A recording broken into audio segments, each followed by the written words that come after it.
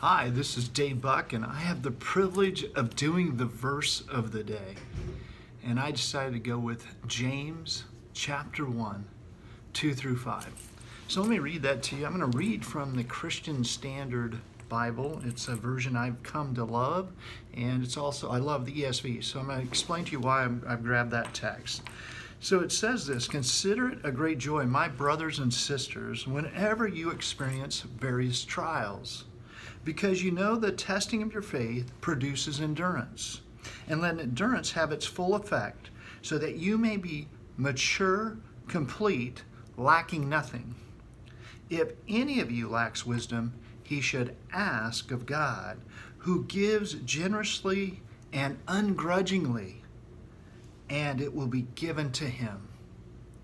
What a great text. Consider it great joy, my brothers, whenever you encounter various trials. This is something that I think our society needs to hear, and we need to hear, you need to hear, I need to hear. When you encounter trials, it's not if, but when. It's not an elective. It's a required course that you have to take to be a part of the family of God. For some reason, God uses this to develop our faith. And I think James is pointing out this is why. And so he gives us some great insights. And he says, consider great joy. Have you noticed that Scripture is radically different than our normal way of thinking? And he wants to change our mindset.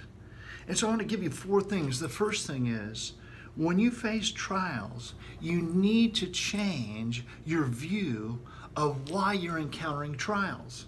God is helping us to grow and mature in the midst of a trial, and it's to develop our faith. The second thing is trials. The test of trials produces endurance.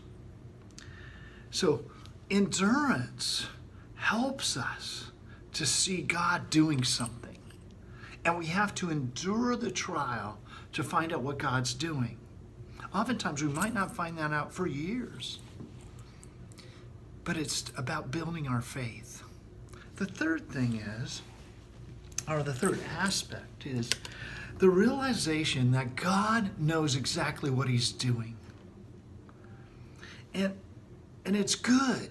God is all-knowing. We also like to use this word sovereign. He knows exactly what's going on. He has a purpose for everything we're doing. And it will result in this. And I get this from Dr. Kent Hughes. He's a theologian. He's an extremely smart man. And he says, man endures is the one who does not lose heart under great trials. And he says we might call it spiritual toughness, meaning you can withstand future trials because you've been through them.